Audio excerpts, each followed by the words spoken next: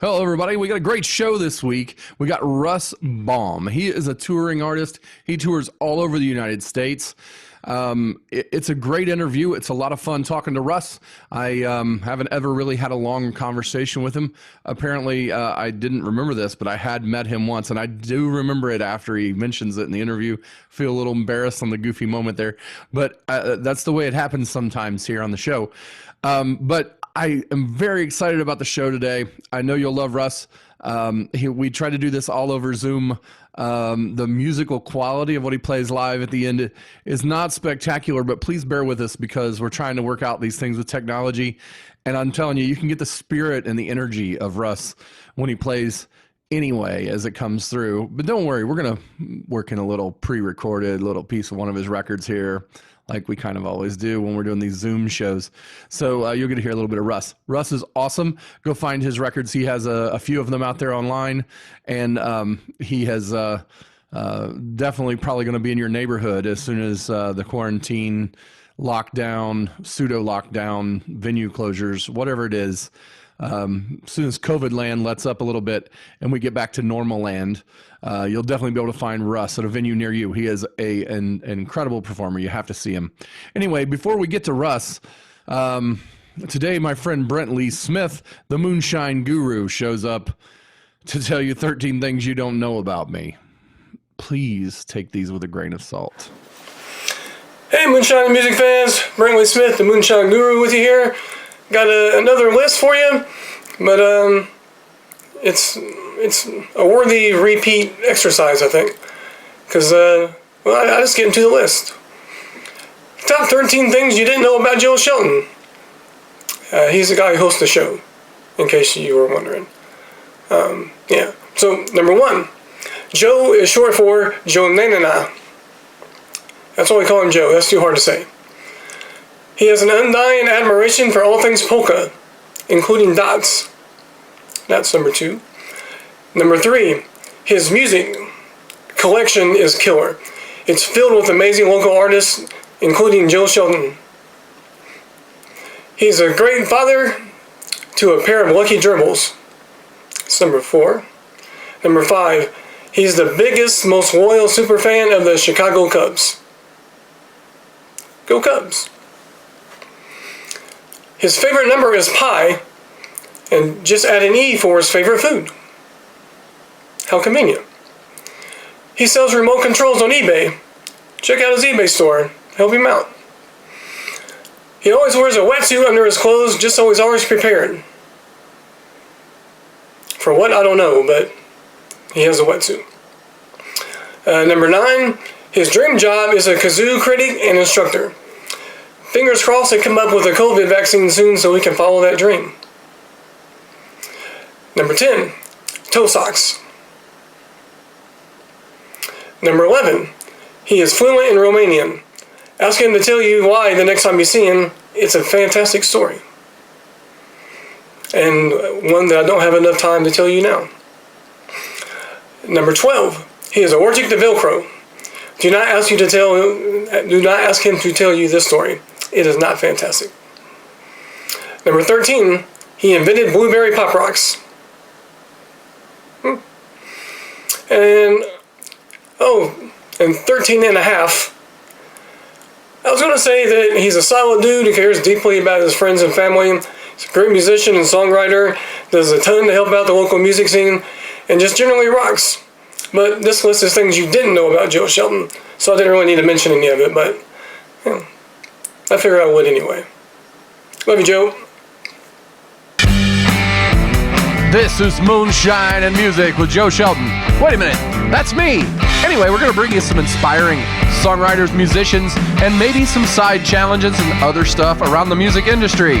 So stick with us right now, because the show is coming your way. Woo! Moonshine and Music starts right now.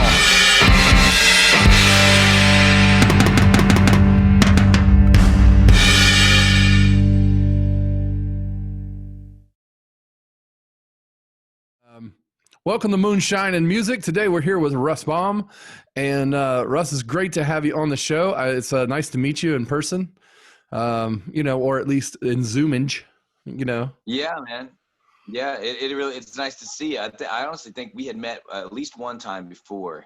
I And think we I met like walked up one there time and at shook your Square hand. Cat or something. Square Cat, yeah. I Yeah. remember shaking your hand at Square Cat, saying Yeah. what's up to you. Yeah. But It's like, nice to see you again, man. Nice to see you yeah, again. yeah, I remember that now. Like, we were, it was like, it was crazy nights. I've been there so many times. Met See, so many I've people. only been I've only been in there just a handful of times to catch the Chris Wolf's open mic. What you guys had going on there was it the first Monday Yeah. you guys were doing. Yeah. It's usually that's when I the was third Monday. It's supposed to be tonight. third. Yeah, but it isn't happening right now because Square Cat's not allowed to do any live music. So Yeah, I know that really sucked. But I tell you what, I think that was like the coolest open mic night. Oh yeah. Honestly. It's just like because there's so many artists, like your networking possibilities there, just I think endless for new and old artists. Like I just think it's awesome. Yeah, I can't wait until it starts back up. I mean, it was so cool. Just like I was, I would go every month just to like sit there and watch everybody. I mean, I play first, but then kick back, watch everybody. Yeah, I wish that I could be in the area more. Honestly, I kind of the first time I found it, I just stumbled upon it. As in like I happened to be in the neighborhood, and I was meeting a buddy of mine to go have dinner and have a meeting with him. And he forgot to show up and like hit me up. He's like, give me an hour, I'll be there. And I looked across the street and I was like, Square Cat's hopping. I'm gonna walk over there, see what that's about. And I was like, holy shit, what'd I miss? I was like, oh my god. Well, yeah, man. I mean, it's a packed house, right? So you can't miss it. Like you go by, it's like front to back. And then it was I know Chris, so I ran to Chris. I was like, what the hell? And he said it was like I think it might have been his second one when I came across it. So it was like really fresh. I was like, what is this? This is awesome. I felt embarrassed that I didn't know about it. I was like, oh man, like I'm in this loop. I had no idea how I missed this. But it was just awesome. It was really awesome. Like 20 some months in, it was still like full. 20 some months in, it's still rocking. It's still full. As many people as he could get. 30 people or something through there. Like one song each because there's too many people. It's everybody wild to me. Yeah, it's wild to me that what I love about it is the artists that are there that are understanding of what it is, and the respect of the room was incredible. For the most part, like I said, it was like 2 or 3 times that I actually made it out, and it was randomly. Like I brought my wife in, to kind of more or less to be, to see everyone and not really perform. And the So you live south of Indianapolis, is that right? You're south of Indy? Yeah, I'm in Columbus. We're about 45 minutes south of Indy. Excuse me. Did you grow up there, or where did you grow up? Was it? I was really I need to give me a water all of a sudden. Hold on. Sorry, coughing. Got me after my smoke break. I would have craft service jump in, but we got distance. No. Let me go grab a quick water. Hold on a second. I'm sorry, Joe. No problem. Sorry, dude. Okay. All right. Back to the question. So, where am I from? Columbus? No, I'm not from Columbus. I'm living here now, but I grew up really central Indiana. Like I went to elementary school in Brownsburg and in Avon, and then I went to like middle school in Martinsville, high school in Mooresville, and then high school again in Martinsville. So it's like kind of like more of like central, kind of south central, I guess. Now I lived in Bloomington and Ellisville, and kind of all in that kind of realm and area there. So just like generally around an hour in the orbit of Indianapolis. Yep. So, but I never. Let's see. Whenever I was like 2 or 3 years old, we lived in Speedway. So that was the close, like Indianapolis. We got in Indianapolis right there. But other than that, it's kind of just like right there, been in that realm, so it was, so that's so funny because people always, they're like, well, where are you from? I'm like, well, there's kind of, I don't know, where do you say where you're from? Because every year after even high school, I was moving every other year to a different town, but always central Indiana. So like, I'm always like, wait, man, I'm an Indiana boy. He's like, where are you from in Indiana? I was like, well, this area, Morgan County, Brown County, Monroe County, Hendricks County,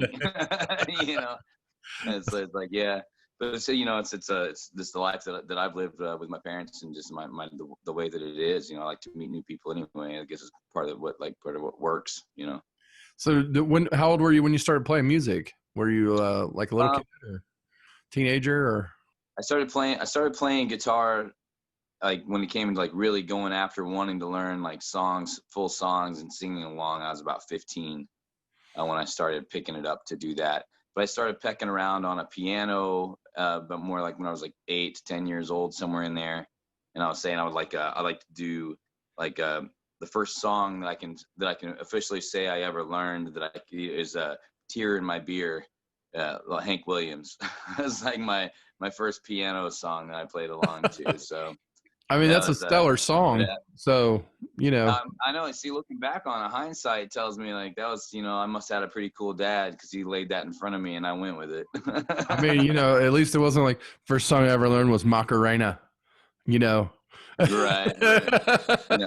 Yeah. See, when I got on guitar, it was like your standard like Smashing Pumpkins songs and stuff because I was 95, when I picked up guitar right. And I was just playing Green Day stuff.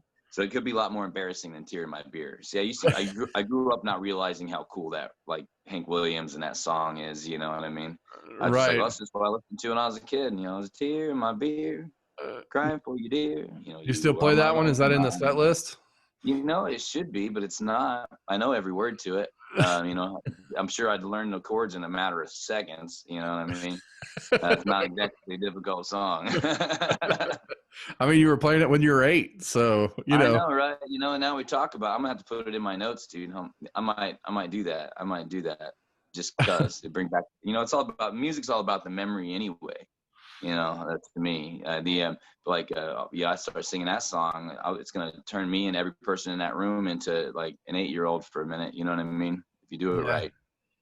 So that's true. I mean, do you when did you start writing songs? It sounds like you were playing other people's stuff at 15 and yeah. I would like write lyrics when I was 15, 16, like with my sister. We kind of like write songs, and I would mess with them a little bit, but it wasn't anything that I held on to. Like, I can't like go back and remember like any of the riffs from then, or I can't remember, what words. I just got really into Green Day. And so I just started picking up and learning Green Day songs. That's like, but I tried to kind of write like them, or kind of try to write like Weezer, and I'd try to write like kind of funny songs or things that would make my sister laugh and things like that. It's because we were kids hanging out and we were entertaining each other. But but I didn't really start like writing until I was like about 21, 22. I decided that I wanted I just started writing songs. That's really what happened. I don't know if I thought about it. I got an acoustic guitar and I was hanging out with all my buds and sitting around campfires, and I just picking up songs again, because that actually kind of took like a hiatus from my guitar for 3 or 4 years because like I had to sell it to make a car payment when I was like 17. And then I kind of took a break for about 3 years or so. I picked up an acoustic guitar and started writing, man. I wrote this song called 1910. And all my friends liked it, and I liked the feeling of them liking it, I guess, because I just kept writing them, and continuing on. And so I've been a songwriter now for almost 20 years. That's killer. I was looking back at your records on like Apple Music, and I saw that like you had one in 2009 and then an EP in 2018. Are you like on a 9-year cycle, or oh no, is there stuff that isn't out there? I didn't release everything that way. I've got an album for every single year I've been writing. I've got a recorded album of it, and some of it I just didn't really, it's like put them online. Yeah, I haven't put them online just because it's like one of those.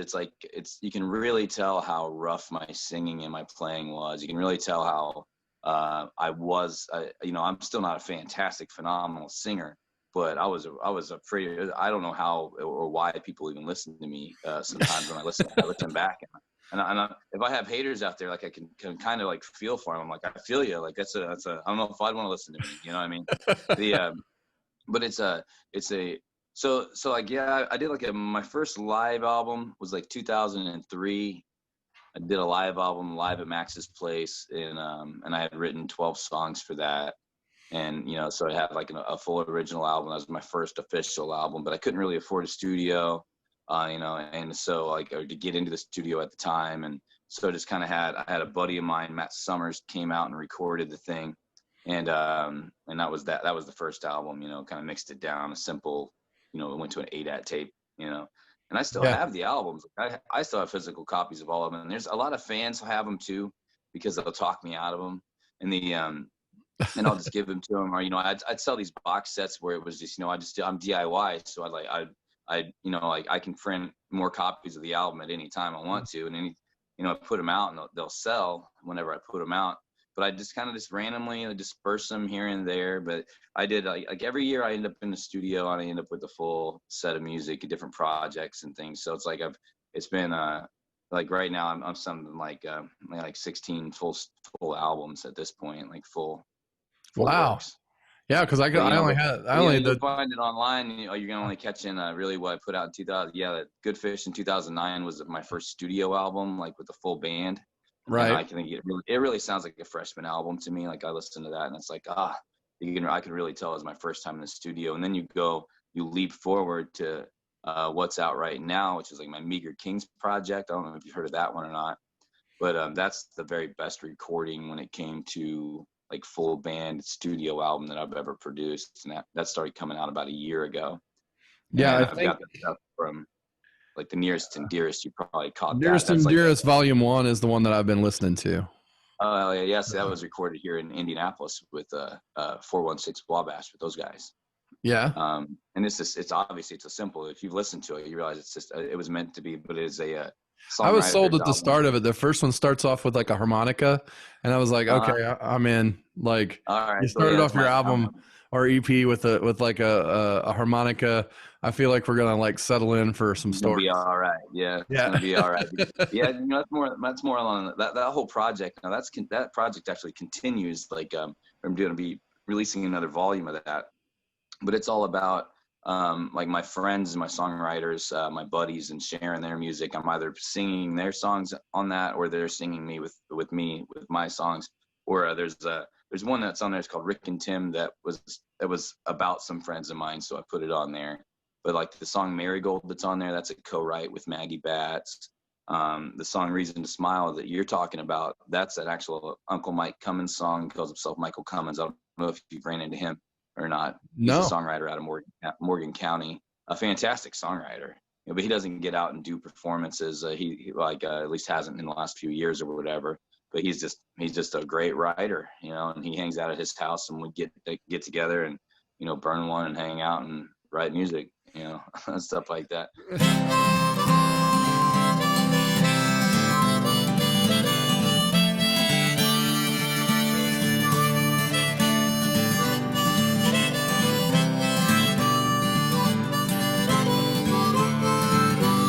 Born to score in a year ago, got plenty to tell, nothing to show.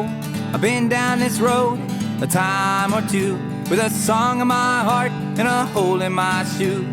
Talk about troubles, I've had my share. Sad and downhearted, I just didn't care.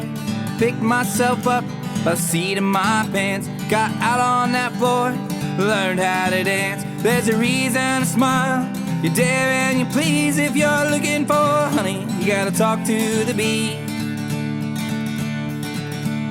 Pick yourself up by the seat of your pants, get out on that floor, learn how to dance.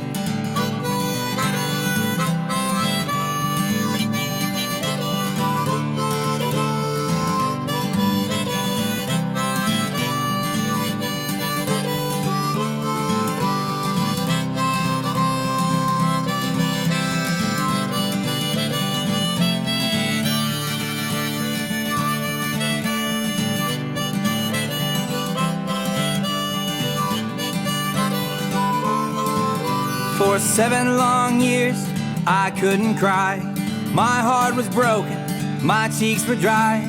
Now life is better, I'm happy again. My heart is mended and the tears fall like rain. There's a reason to smile, you dare and you please. If you're looking for honey, you gotta talk to the bees. Pick yourself up by the seat of your pants, get out on the floor, learn how to dance. Pick yourself up by the seat of your pants. Get out on the floor, learn how to dance.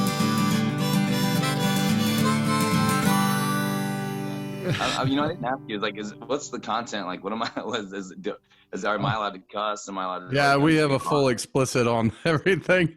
I mean, all right. Early on we discovered that just put an E out there. It's gonna fucking happen. Ain't gonna hurt nobody. Yeah, it's what it is. We It's what it is.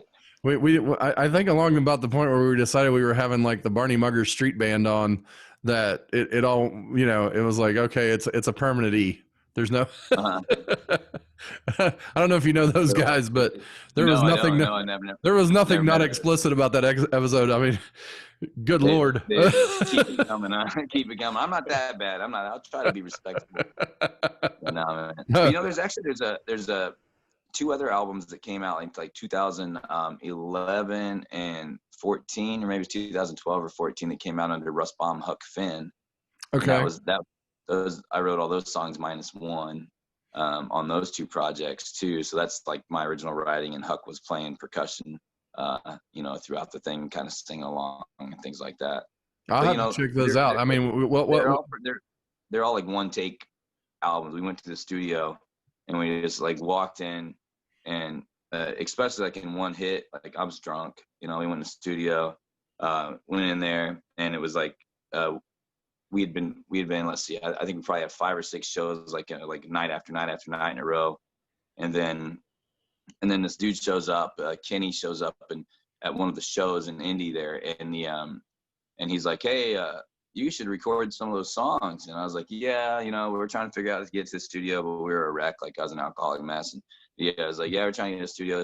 And he's like, well, I have a studio at my house. And he's been friends with Huck forever.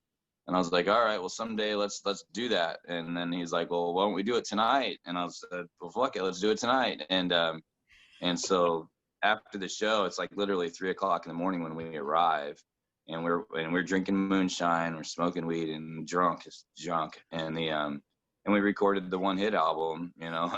And so it was just me and Huck in a room with no monitors, you know, just a couple microphones in front of us, you know, like. So it's not like the highest of quality of productions and whatnot, but you know, it is what it is. And now I'm curious. I'm really gonna have to check it out. That's gonna have to happen. You know, you can hear how tired a man is in that. You know what I mean? I love live albums. I mean, I don't know about you, but like I've always had an affinity for everybody. You know, whoever puts out their live record, whatever their live record ends up being, and because I just really like live music. And so, you know, like some of my favorite albums growing up were like the live versions of stuff, like Bob Seger Live Bullet is like one of my favorite albums. Nice. You know? So, you know, I mean, I think it's really cool when there's something that's just like a capturing of a moment, you know? Yeah, I honestly do too. Are you a Townes Van Zandt guy? I listen to him. It's not like I, you know, have focused on him, but you know. I feel yeah. See, I'm when it comes to like, I'm a Townes guy. I really like Townes, but what really drew me to him to begin with was a live album of his. It was just him and a guitar, and it was like he's like somebody I really looked up to in music. So like that's actually why I kind of went in that direction myself. I was like, you know, I'm just going to be me and a guitar. Townes Van Zandt can do it. I can do it. And his recording was a bunch of what I thought were great songs, and a voice that was actually struggling pretty hard. So I felt like a guy could do it. You know, it's like if people like this guy, they could like me. You know. Yeah, it's not Elvis on the other end of that. It's Townes Van Zandt. But the moment that was captured was beautiful. The notes sometimes weren't beautiful, but the moment that it was captured was. That's why I'm agreeing with like what you were saying about what's cool about live recordings. Because you go back to that, you know, like there was no redub, no retake, you know, it was live. You know? Right. You know, yeah. I mean, that's I love that, you know. We did our first 2 albums that way with Russ and Huck, you know, and it was like, so one out, one hit. And then we did Fricky, and I'm pretty proud of the way Fricky turned out, but you can still tell it's like it's a one take thing. And, you know, I wasn't slam drunk, but I'd had a couple Bud Lights, you know, and we just rocked through the thing, you know. Within 2 hours, we were walking out of the studio with our product in hand, you know, and but it's just neat how that comes together. Then we started trying to do like a studio album, and that's like it was like the end of the line for us. Like we got in the studio up in Portland, Ohio, and we had fun in the studio and everything, but we were already like at the end of our line anyway as an act. Like it was like game over. So by the time we were getting in the studio to like produce like a full production with the full band and finally get all that going, like my life took a different direction. His life took a different direction. So, I guess there's a little story time on that one, but yeah. Well, go ahead, man. We love the stories, that's what we're about here, is getting to know artists and hearing their stories more than anything else, so that whoever's watching out there, be it 25 or 5,000, they get a little, piece of something they wouldn't normally see. So yeah, we had lots of years. Like I worked with Huck about 5, almost 6 years, and man, we hustled it, man. Like, got like as in like it was we were playing music, for 100% of our income, and we were partying like crazy animals, and we were getting all over the place, and started my touring career with him and getting everything going, and just like hustling, living in parking lots to get to the next, not even the next gig. Sometimes we were in like, it was just living in God knows what, dude. I can't even explain. I woke up like literally in some like random person's yard, like downtown Indianapolis one night, because I just slept in their bush, like stuff like that. It was just like I wake up and I'm hanging out with all the homeless dudes in the morning, and we're drinking beers, sitting on Mass Ave. The sun's coming up, like just, and I'm like, hey, dudes, like I'm like literally if I wreck my car or something, like I'm right here with you guys, so I'm just gonna hang out with you anyway, say what's up. But really on a real level though, I really was just like, it's like, hey, it's like, I think I'm out here making horrible decisions. What do you fellas think about this? Is what it is. Luckily that was then and this is now, but it was just part of the story though. Just getting out there, getting wild, man. We were party animals. We're dumb. So you're, I've noticed you, on Facebook and things. I see all your different shows and around, and it looks like you were touring quite a bit, obviously before the lockdown. I know you were in different states and stuff. Where all have you been running around playing? Touring wise, yeah, I've been a full U.S. I haven't been in every state yet though. But like, we did all the way, like did West Coast there in January, just to give you like a history of the last 2 years or so. We were in like last January, we did like California, Colorado, Arizona, Nevada, and New Mexico. And like prior to that, I did like a Midwest tour where I was, Indiana, Michigan, and Ohio, which I like to do that. I like to do like that tri-state area a couple times a year.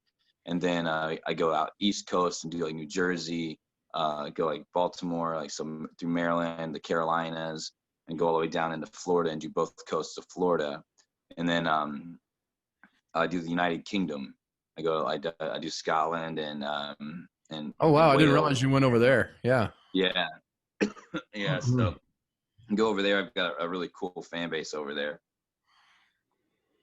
Sorry, my voice is getting dry again.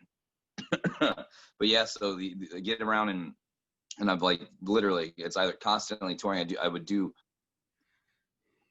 like Put-in-Bay, Ohio. Do you know where that is? Yeah, I totally do. Lake Erie. Like yeah, it's a little island out in the middle. Yeah. Yeah, it is. It's a wild island out there in Lake Erie. Lots of fishing, lots of crazy people, all that sort of stuff. But a lot of tourism and stuff. Lots of music, a lot of music. So I've been kind of cutting my teeth and making a lot of my moves out of that area because like the last 8 years, this is my 8th season in Put-in-Bay this year. I would do about like an average like 80 to 100 shows a season, which is like a 4-month season, where I go up and just like really hustle it, like sometimes 2 or 3 like 3-hour sets a day, and just like just get it and like try to get my chops up and try to make a little bit of cash, and that was always been my summers up until this summer when everything changed, right? And this year, and so I had 80 shows booked on the books, and we ended up only with 2 of them at the end of it all. We literally just did that last weekend. And that was our hello and goodbye to Put in Bay.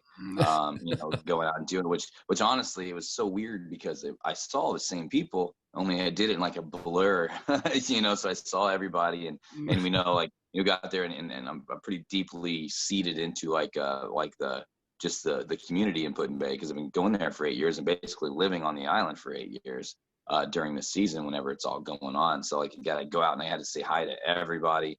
And every single person you run into, it's in Put in Bay. So they don't just say hi; they say, "Hi, here's a shot." And it's like, hey man, he says, "Haven't seen you in a year. I need you to take this Jameson shot." I'm like, "I don't know right now. I shouldn't take another one." And they're like, "I know you shouldn't." I'm like, "Damn." It's all good. Like I'm well behaved, but it's just like, man, this. I'm like, man, I'm glad it was just one day instead of 80. You know what I mean? Man, I feel you on that. Like, I miss the work and I miss the people, but damn, it felt good to be home this summer for the first time in 8 years with my family. And, and I got to go hang out with all the same people I usually did and Put in Bay, and I got to knock it out like in one day. You know what I mean? Right. So it was a wild trip. There's a wild perspective that happened this year. A big change for us as a family. Thanks to me not having to go to Put in Bay for the summer, because it's all this touring, like it really is. My show schedule becomes very grueling, and on top of the show schedule, there's, it's my business schedule and my meetings and the creative side of it, and constantly having to record the creations, constantly do all the artwork, and constantly think of the ideas that have to be happening 9 months from now to make sure that everybody's covered and bills are all in place. And it's like constant, like you have to stay ahead of the game constantly, and so it just absorbs so much, and to be able to remove the shows the last 5-6 months and not only survive it, but actually we've kind of adapted to it. And realize that there's a different way to reorganize my ideas and my touring schedule to balance the family more and probably make more money and have more turnout at the shows than we did before, What so kind of, what, you're talking about your family, you got children? Yeah. I've got a wife and 2 kids. So yeah. How old are they? 11 and 13. Oh man. Yeah. Yeah. So got a couple kiddos, and we just got married and we like literally in February, and we don't have children together. This is like, I've got my boy with another woman, and she's got her daughter with another man. But we've been together 9 years, and these kids grew up together. You know what I mean? Right. So like we've got like a whole. They're like we're a solid unit. You're an American family, is what you are. We are, man. We are. That's exactly what we are. And they've been dealing with that for, since, my kid, like the kids and all, and her dealing with me, like being constantly gone and constantly, occupied in one form or another. So like finally coming home was like, I hate to say it, but it was kind of a godsend for me. Like it was like, cause it wouldn't have slowed down, it would have continually gotten worse, for me and for my family if I would have continued on the way that, because it would just kept accelerating because the shows kept working and getting bigger and moving forward, but it was absorbing so much time that I was losing, the health at home. You know what I'm saying? So like the Corona stuff, like really, like it didn't help my pocketbook, but luckily I'm blessed with some fan base that supported the live streams as they're coming through, and they still do, and kind of throw it out that way. And we didn't make millions of dollars, but luckily we were able to pay all the bills. You know what I mean? Yeah, man. So, it's tough when you lose all those live shows, because they do pay the bills, Mm-hmm. And lots of our friends have been struggling, Yeah, it's tough, man. Like it really is. I hate to see the guys out there that are like really struggling, and this is something that's definitely going to separate the boys from the men when it comes to who really wants it, with when it comes to like the entrepreneurs out there and the artists that like have got it dedicated in their soul that there's nothing that's going to stop them. Like this isn't going to stop them, it's like it's just not, like there's like when we have the artists that have that passion, like there's no stopping, and they'll figure out how to get around the money. They'll figure out how to get around the inability to play at a venue because they're going to go create a venue, you know, and you know what I mean, like things like that, and they're going to make places for their fans to be, and like that's the artists that are definitely surviving right now. And like I've got a lot of buddies that are doing all that right now to survive, that like their bands, I don't know how in the world they do that. Like some of my buddies' bands, like they're used to making like 20 grand a show. It's ridiculous. Like I can't do that. Like I'm not doing that anyway at this time. But it's like Me either. That'd be like, great. yeah, because here I am. I'm crying about 80 shows, and I know what I make a show, and it's not disrespect. Like it's a nice number or whatever, but it sure shit ain't that. And the you know, and because basically what I would make in the entire summer is what they make a show, you know, and that's so whenever I said, well, I lost 80 shows, and they're like, oh man, I lost 100 shows, and I was like, oh damn, I feel you, and he's like, not really, you know, I'm feeling like he's like, yeah, it's like you lost 20 grand, Russ, like we lost like a lot more than that, you know what I mean? I'm like, well, I appreciate your time. Like, I'll shut my mouth over here. Dude, I'm like, well, can I pick your brain on how you got to that level to begin with? Because that sounds hard work, dedication. I mean, you know, there's something I'm missing. You know, I mean, it might be talent, it might be good looks. I don't know, but it's the hustle, you know. I mean, no doubt about it, you know. So do you want to play a tune or two for the audience on the show here?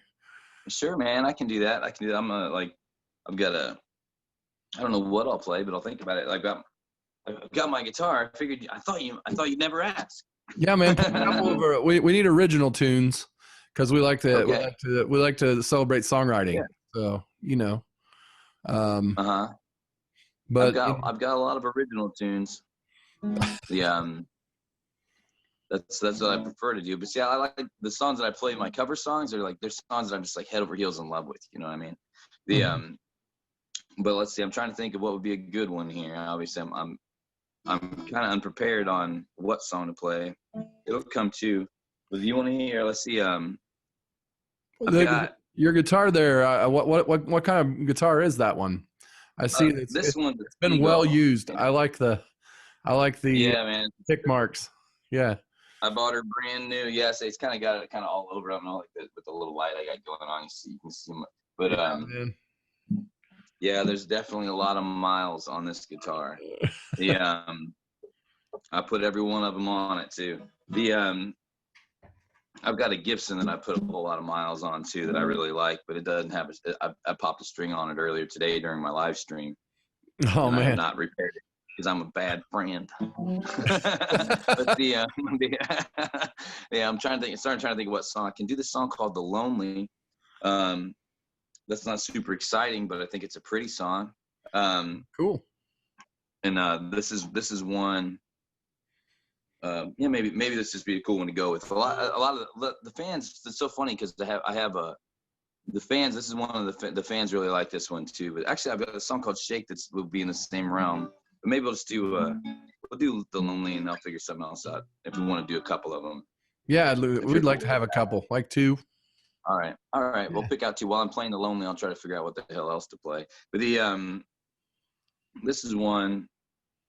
I always like to tell this, like, this is like, you're going to catch a little bit of my tour. It's not really a routine, but it's something I like to say. So I say it quite often when I'm out, whenever I get to play this song, whenever I get a chance to kind of put it into the set list, because I like to keep things like as up as they can be in a show, like nice and like just energized. And then, but it's always good to have a breather, you know, it's always good to have that contemplation song or whatever. And but this song, whenever I throw this one on the set, I get to tell the story of when I had written this one, is when I had just met my wife. I hadn't met her yet, like my wife that I'm married to right now. But I had a crush on her, and I was invited to go out to a campfire.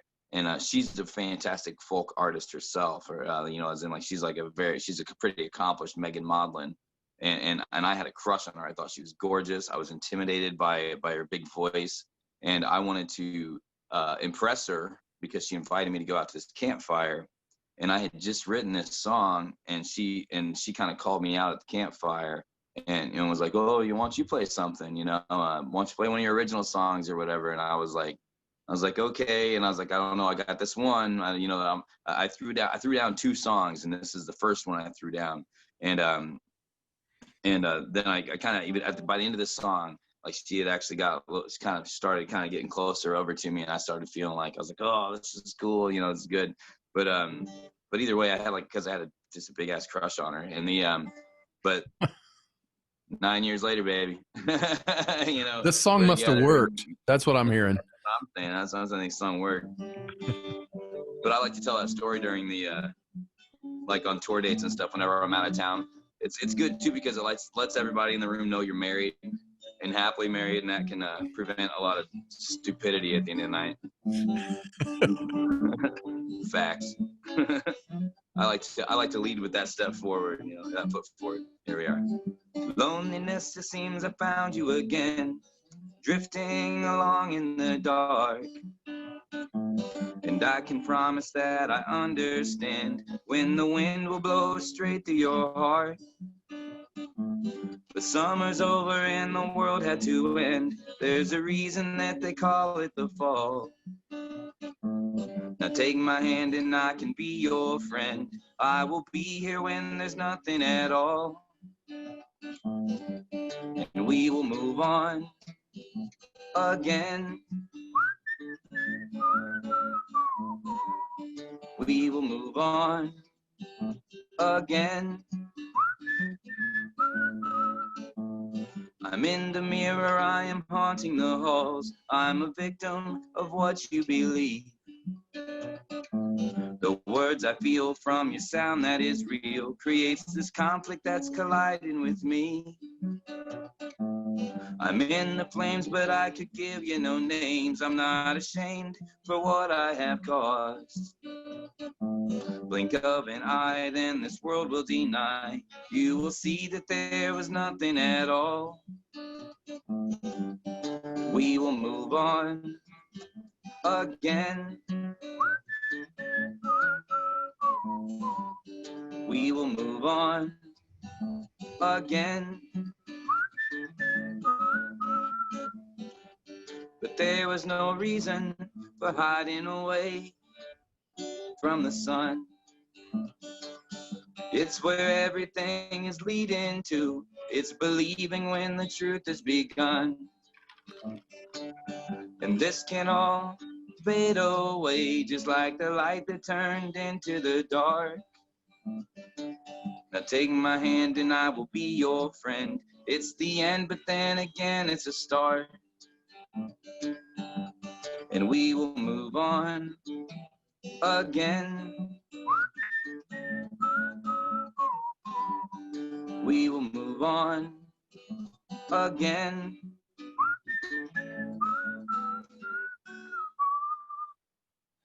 Yeah. There it is, man. The Lonely. It's a cool little tune. You like it? It's coming through there okay? With the zoom Yeah. in, with the phone there? Okay, cool. It's fine. I mean, it is what it is, brother. I brought this back so you can see a little more of the guitar work. Yeah, the vibe's coming through, so that's what matters. All right, cool. But yeah, that's The Lonely. So that's kind of got that little vibe to it. I'm trying to think where else I'd want to go. I kind of go the extreme opposite direction. I could release. Let's see. I'm trying to feel what we'd want to what you guys really go for on the show, or what would fit right. Hey man, we're all about everything. It's all genres music fest over here. We have we have no limitations. We've had hip hop, folk, blues, country, like rock, metal, like just about everything. Huh? Yeah. All right, cool. Yeah. I like to say I'm Indiana as fuck. We're like a big mix of everything. The crossroads of America, all the music smashed together right here too. You know what I mean? Like it's there's something really special about the Midwest and Indianapolis, and the I've I believe I've had a vision of it for a long time, just about like all the music and all the different styles that we have and how well they get done here too. Like there's so much good music in Indianapolis. Like this really is. Like whatever genre you're looking for, there's something out there that's like slaying it in Indianapolis. There really is. I agree. I got this jam right here that that's. I guess we're gonna do it anyway because I'm not gonna change my mind now. I've gone too far. I could do now of course I'm trying to. I make horrible when it comes. I'm trying to think of the other song because I got a song called Normal, which is a little bit more. I got a song called Normal and a song called Take My Drugs. What would you rather hear? Let's go with Normal. All right, we're gonna do Normal. All right, cool. I got a feeling it's not quite normal. This Normal song. Oh well, it's kind of normal. Kind of normal, but but this is all right. Cool. This one. These are both well, this one was both those songs are like my two newest. So I was gonna try to like throw something at you that was like fresh. All right, I love that. In Normal is a collab I wrote with a girl named Maggie Batts. Maggie Batts is a Morgan County songwriter. She's a beautiful songwriter, beautiful soul. I've known her for like 25 years. And she's fantastic. So if she watches this, she'll know that I love her. So, but this is called Normal. I had but I don't know. Should I do like? Should I talk about it? Should I just play go it? ahead. Yeah, talk about it. A few things were happening, and I wrote a couple songs at right here during right as like COVID and everything were hitting, pretty heavy, and I already lost a couple friends to it, and then I lost two friends to kind of overdoses at the same time. Sorry about that. And well, no, that's okay, but it's all. I mean, it is what I like. I appreciate your sympathy, your empathy there. But but it's it's what it is, and it doesn't make me feel good or whatever. And obviously, I like poured my emotions out into a song, so I like kind of get to cherish it still. But I appreciate you honestly for saying that. But I lost a friend. Actually, it began in January. Maggie and I lost a friend that we both were friends with. And that was a powerful supporter of music and like an art. And he was just a guy, Jay Stevenson, and he was a guy that we loved very much. But he got sick and of cancer and died in cancer. And I was on tour. I was in California, and Maggie like throws me a message and was like, "Yo, actually it's kind of." She's like, you need to go see Jay. Jay's getting sick. Like you probably need to try to see him sooner than later. And I was like, well, I'm on tour. I'll see him as soon as I get home from tour. Tour is another 10 or 12 days, and he didn't survive the 10 or 12 days. So like, kind of had that in our hearts. And and that's one of the hard things you talk about being on tour, and the important things that happen that you're not there for. That was one of them in my instance. And every guy or girl that gets out on the road and starts dedicating their life to it, they're going to run into these things. And these are like part of the hurdles and part of the pain that you talk about when you're on the road, the things that you miss, you wish you were there for. This is one of those, So fair warning to anybody looking to get out there on the road, go do it. Because if it's inside you and it's your passion, go do it. But understand this is pain that comes with it. But advice to anybody, any of your artist buds or my artist buds or just artists out there looking to do that. It's just part of it. Like, you gotta breathe it in and understand that and get tough, because that's what it's going to do to you. But I get back home, then all the COVID starts happening, and I had a couple friends, like I said, pass away. That I had these other friends that passed away, drugs and things. And then people I love, they weren't just friends, people I really loved. And then me and Maggie get together. We're hanging out, sitting around a campfire, drinking, hanging out with, friends and my wife and stuff, hanging out. We're just, being cool, doing our thing. Everybody passes out, and Mags is still like up and blasted, and she's like, let's write a song, And I was like, it's 4 a.m. I can't hardly talk. Like let's put off the song for another time, please. Like I've been singing all day. And she's like, no, everybody's finally asleep. And I wrote the first words to the song that we're going to write. And she's like, I was just waiting for everybody to go to sleep so we wouldn't be distracted and we could get this written. And she like gave me like the first line of the song.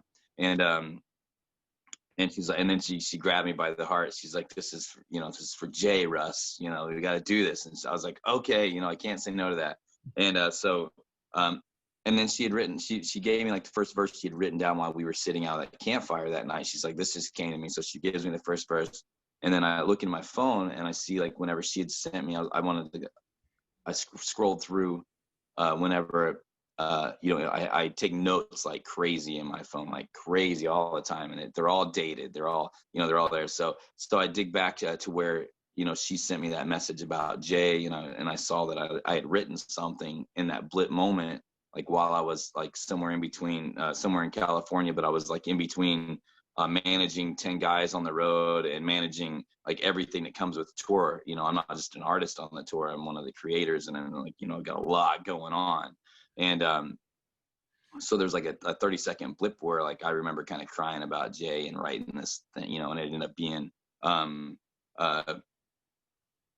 up being the chorus of the song. I was like, I already got our chorus. So like as soon as I read the words, I could hear the melody that was in my head already because like I read the words and the music just comes right back to it. So that's how we wrote the song. And we walked through the second verse together, and then and then the third verse I felt kind of fell off a little bit, honestly, but we ended up just being like, this is what it is, this is what it is. So and we were happy with it, and it was actually like a really mellow version of what it is now.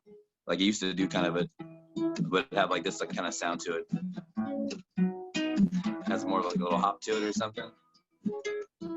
But now it ended up being like it's a punk rock thing.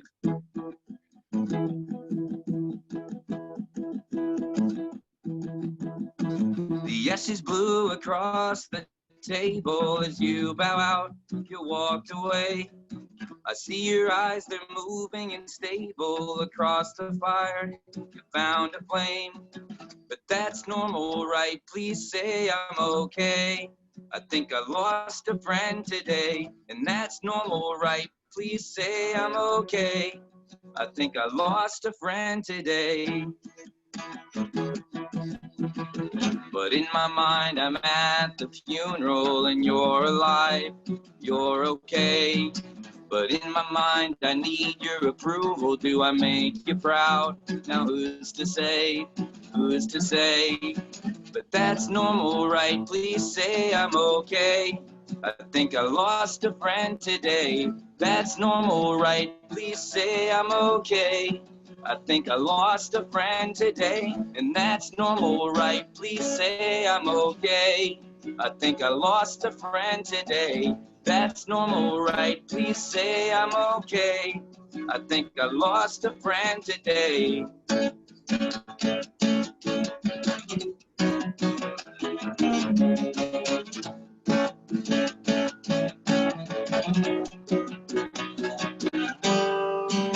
But I'm alone, I'm in your corner.